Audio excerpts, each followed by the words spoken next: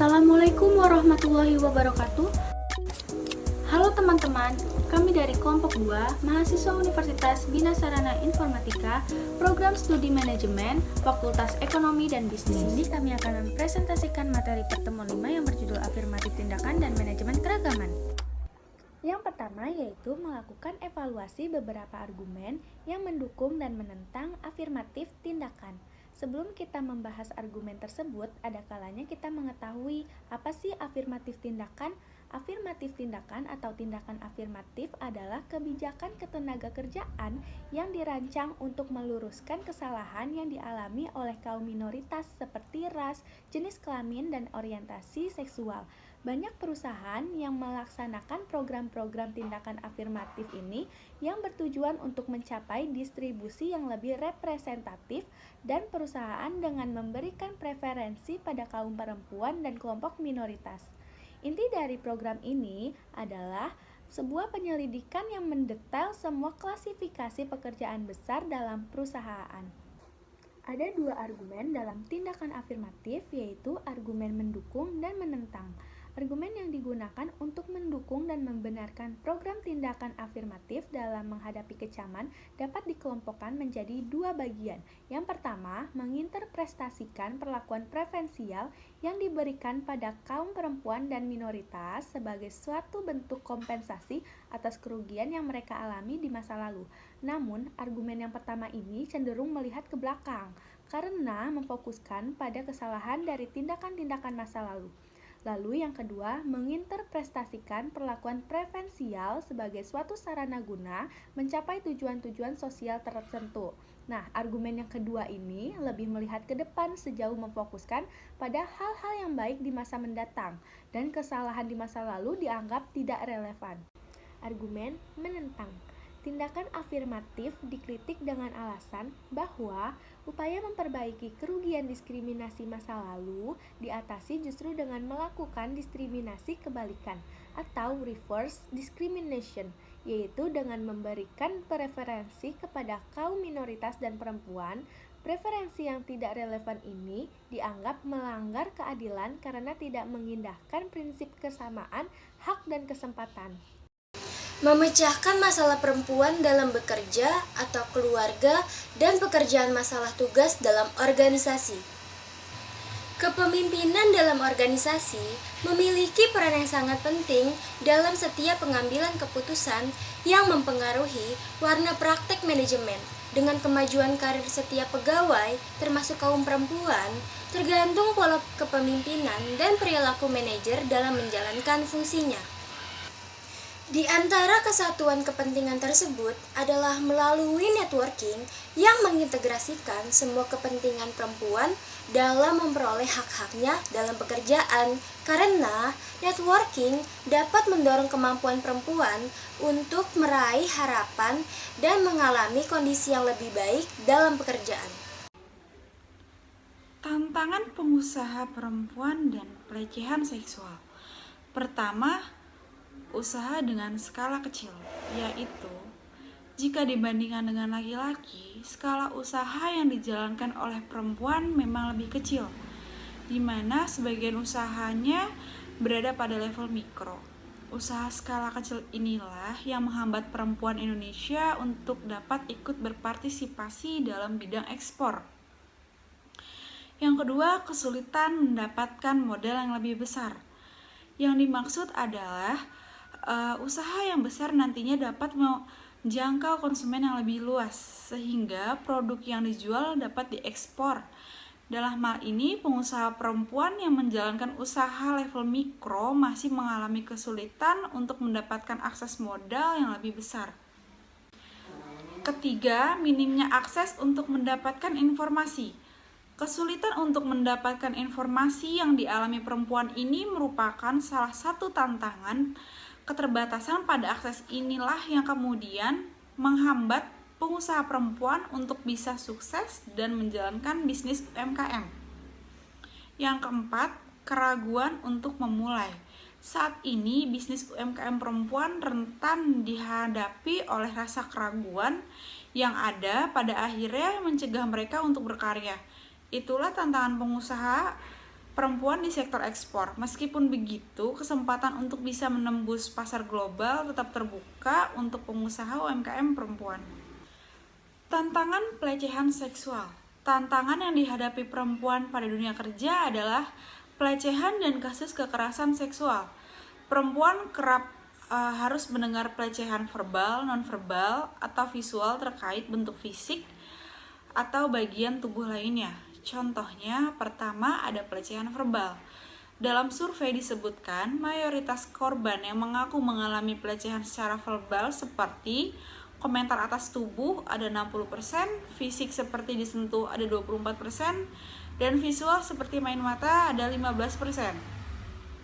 Kedua, pelecehan nonverbal atau isyarat. Misalnya bahasa tubuh atau gerakan yang bernada seks seperti menatap dengan penuh nafsu atau menggigit bibir sambil mengedipkan mata. Poin berikutnya yaitu kita akan membahas organisasi dan penuaan tenaga kerja. Berikut ini beberapa ciri atau karakteristik yang dapat menjadi indikator bahwa perusahaan tersebut memiliki budaya organisasi yang baik. Yang pertama yaitu ada memiliki identitas resmi. Perusahaan yang memiliki budaya organisasi umumnya memiliki lokasi, perizinan resmi, dan nama perusahaan yang terdaftar secara resmi oleh pemerintah. Yang kedua yaitu mampu memberikan status karyawan. Status karyawan yang dimaksud di sini adalah bukti konkret seperti tanda pengenal, nomor induk karyawan, surat kontrak, dan sebagainya. Lalu yang ketiga memiliki visi dan misi. Pada dasarnya, setiap perusahaan perlu menciptakan visi dan misi sedari awal mendirikan perusahaan. Dengan visi dan misi, perusahaan tersebut memiliki tujuan serta arah kerja yang jelas. Lalu yang keempat, ada manajemen mampu bersikap transparan. Yang dimaksudkan di sini yaitu perusahaan yang memiliki budaya organisasi tentu tidak akan ragu untuk bersikap transparan terhadap para anggotanya. Lalu yang kelima, ada memperhatikan kebutuhan karyawan. Setiap perusahaan perlu memahami bahwa karyawan adalah suatu aset yang perlu dijaga dengan baik. Itu sebabnya perusahaan yang sehat tidak hanya menuntut suatu karyawan untuk bekerja dengan baik, melainkan juga memberikan fasilitas seperti kelas training, bonus di akhir tahun, serta perlindungan asuransi kesehatan. Selanjutnya yaitu penuaan tenaga kerja. Tantangan yang dihadapi perusahaan demografis untuk perencanaan personel di perusahaan menjadi semakin serius. Semakin kurangnya tenaga muda yang cocok, pekerjaan sumber daya manusia semakin dihadapkan pada kekerasan angkatan kerja yang menua. Penting untuk memperhatikan poin-poin di bawah ini. Yang pertama, analisis struktur usia. Pada titik ini harus ditunjukkan sekali lagi bahwa analisis struktur umur yang terperinci harus dilakukan sebagai bagian dari perencanaan personalia, serta pembaruan memperjelas kapan karyawan akan pensiun karena usia tua. Lalu yang kedua, transfer pengetahuan. Biasanya tenaga kerja yang lebih tua memiliki jumlah pengalaman di atas rata-rata. Penting untuk menggunakan ini dan untuk merancang kondisi kerja sedemikian rupa sehingga karyawan yang lebih tua dapat membawa pengetahuan empiris ini selama dan selengkap mungkin. Transfer pengetahuan yang sistematis sangat penting karena jika tidak, pengetahuan yang telah terakumulasi selama bertahun-tahun akan hilang dengan karyawan yang keluar karena alasan usia. Yang ketiga yaitu konsep pelatihan untuk tenaga kerja yang menua. Untuk karyawan yang lebih tua, sangat menantang untuk berurusan dengan inovasi teknis dan organisasi. Konsep pelatihan yang sesuai dengan usia diperlukan di sini. Yang keempat yaitu promosi kesehatan untuk karyawan yang lebih tua. Peningkatan cuti sakit karena usia dapat dipengaruhi secara positif oleh langkah-langkah peningkatan kesehatan. Dalam banyak kasus, mungkin perlu untuk memindahkan karyawan ke apa yang disebut pekerjaan lembut, yang memiliki tuntutan berbeda atau lebih rendah pada stabilitas mental dan fisik. Mengelola individu penyandang cacat dan berbeda agama serta keyakinan. Poin pertama yang akan dibahas yaitu pengembangan strategi pengelolaan penyandang disabilitas di tempat kerja. Yang pertama, perusahaan harus menjadikan pengelolaan penyandang disabilitas di tempat kerja sebagai tugas prioritas yang menyumbang keberhasilan usaha. dan menganggapnya sebagai bagian yang tidak terpisahkan dari strategi pengembangan sumber daya manusia di tempat kerja. Kedua, strategi di tempat kerja. Maksudnya adalah perusahaan perlu melengkapi strategi pengembangan sumber daya manusia dalam tujuannya untuk memaksimalkan kontribusi dan kemampuan semua staf, termasuk mereka yang menyandang disabilitas. Lanjut yang ketiga yaitu strategi pengelolaan penyandang disabilitas, yaitu perusahaan dapat mempertimbangkan ketentuan bagi pegawai yang memikul tanggung jawab keluarga bagi penyandang disabilitas. Dan yang terakhir, perusahaan harus memastikan bahwa yang menjadi penyandang disabilitas sangat tepat untuk pekerjaan tersebut, baik dari segi kemampuan, kapasitas, dan minat kerja. Poin kedua yang dibahas yaitu pengembangan strategi pengelolaan beda agama dan keyakinan di tempat kerja. Yang pertama, perusahaan harus memastikan setiap karyawan mendapatkan kesempatan yang sama dalam lingkungan kerja dengan seadil mungkin. Buat kebijakan alternatif agar terjadi kesetaraan dalam perusahaan.